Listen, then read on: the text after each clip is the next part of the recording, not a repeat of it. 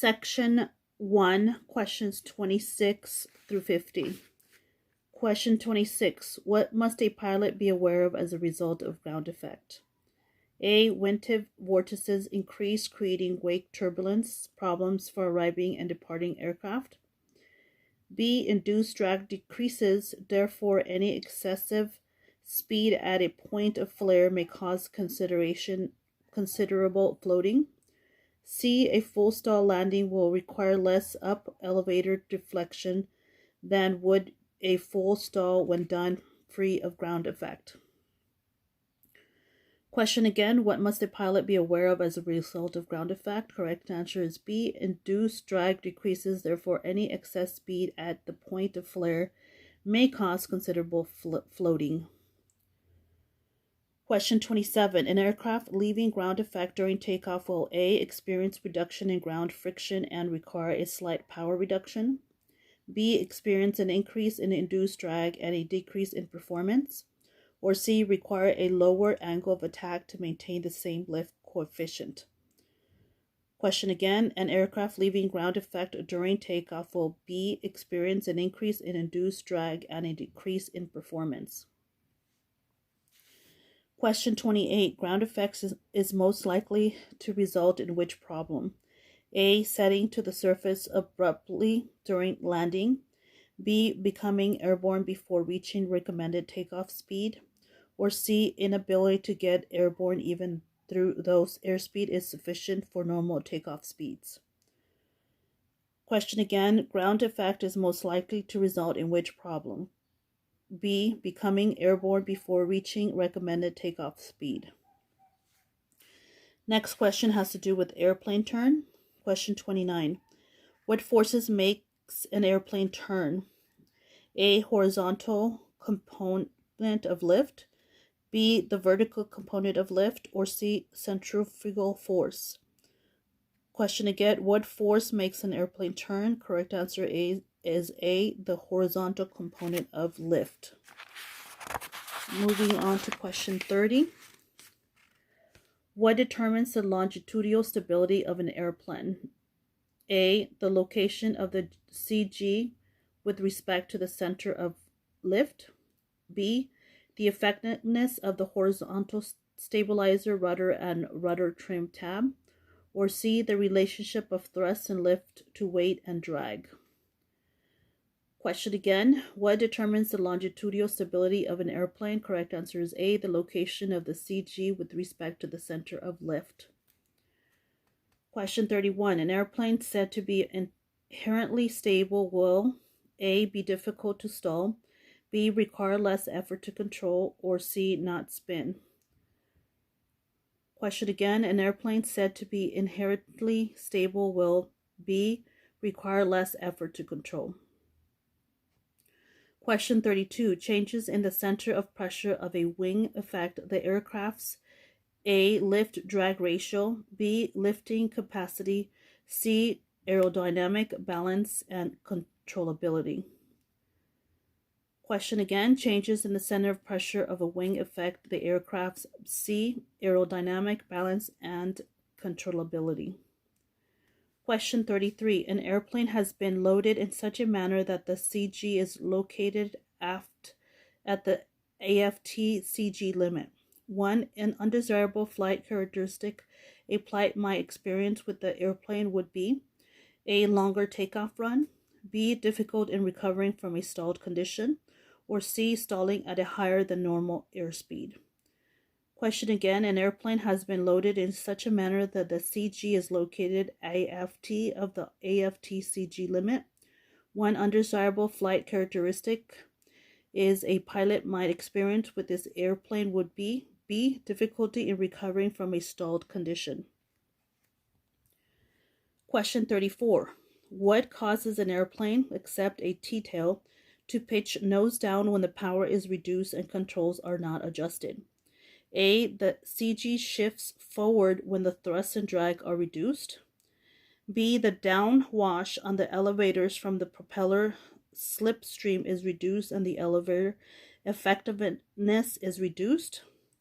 Or C, when the thrust is reduced to less than weight, lift is also reduced and the wings can no longer support the weight. Question again, what causes an airplane, except a T-tail, to pitch nose down when the power is reduced and controls are not adjusted? Correct answer is B, the downwash on the elevators from the propeller slipstream is reduced and the elevator effectiveness is reduced. Question 35. What is the effect of advancing the throttle in flight? A, both aircraft ground speed and angle of attack will increase. B, airspeed will remain relatively constant, but the aircraft will climb. C, the aircraft will accelerate, will cause a turn to the right. Question again, what is the effect of advancing the throttle in a flight? Correct answer is A, both aircraft ground speed and angle of attack will increase. Question 36, loading an airplane to the most AFTCG will cause the airplane to be A, less stable at all speeds, B, less stable at low speeds but more stable at high speeds, or C, less stable at high speeds but more stable at low speeds. Question again, loading an airplane to the most of AFTCG will cause the airplane to be A, less stable at all speeds. Next question has to do with torque and P factor. Question 37. In what flight condition are torque effects more pronounced in a single-engine airplane? A, low airspeed, high power, high angle of attack. B, low airspeed, low power, low angle of attack. Or C, high airspeed, high power, high angle of attack. Question again, in what flight condition are torque effects more pronounced in a single-engine airplane? Correct answer is A, low airspeed, high power, high angle of attack. Question 38. The left turning tendency of an airplane caused by P factor is a result of A, clockwise rotation of the engine and the propeller turning the airplane counterwise.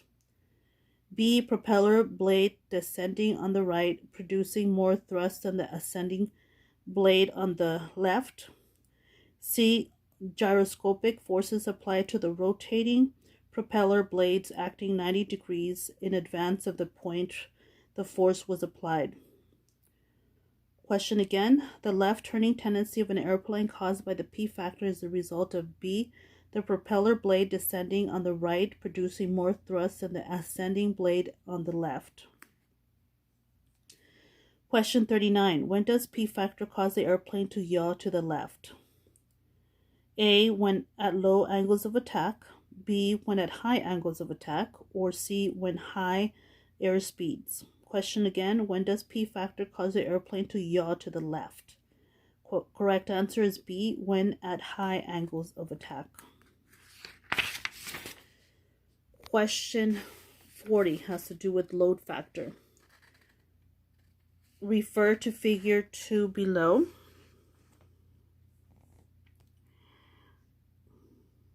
If an airplane weighs 3,300 pounds, what approximate weight would be airplane structure be required to support during a 30-degree bank turn while maintaining altitude? A, 1,200 pounds, B, 3,100 pounds, or C, 3,960 pounds. The correct answer is C, 3,960 pounds. Refer to figure 2 below. If an airplane weighs 2,300 pounds, what approximate weight would be the airplane structure to be required to support during a 60-degree bank turn while maintaining altitude?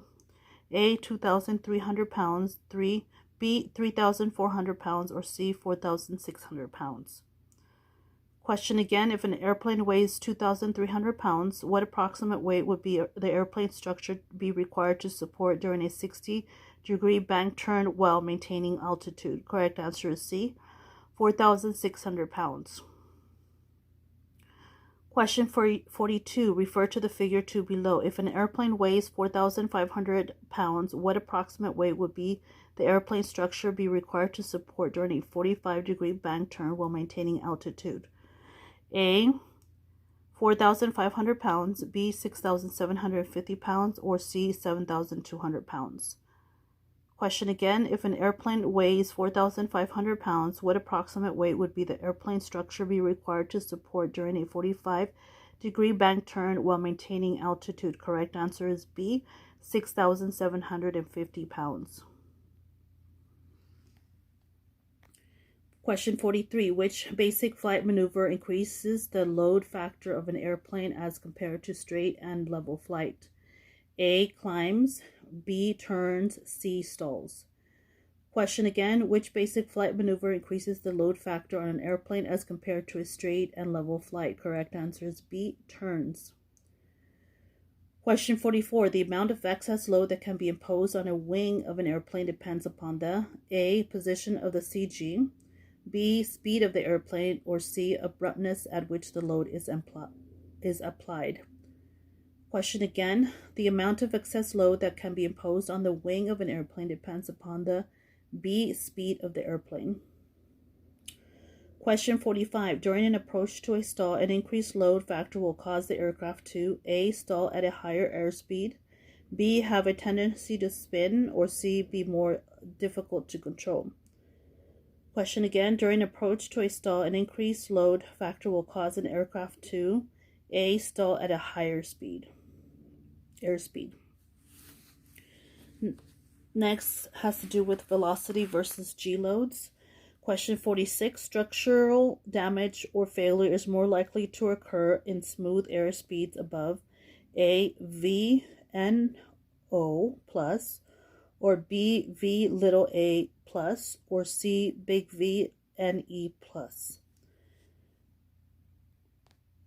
Question again. Structural damage or failure is more likely to occur in smooth air at speeds above C. Big V N E plus.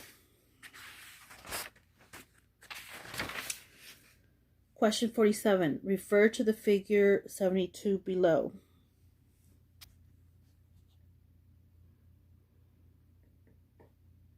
Question 47. A positive load factor at 80 miles per hour caused the airplane to A. Stall, B. Break apart, C. Operate normally as it is within the normal operating range.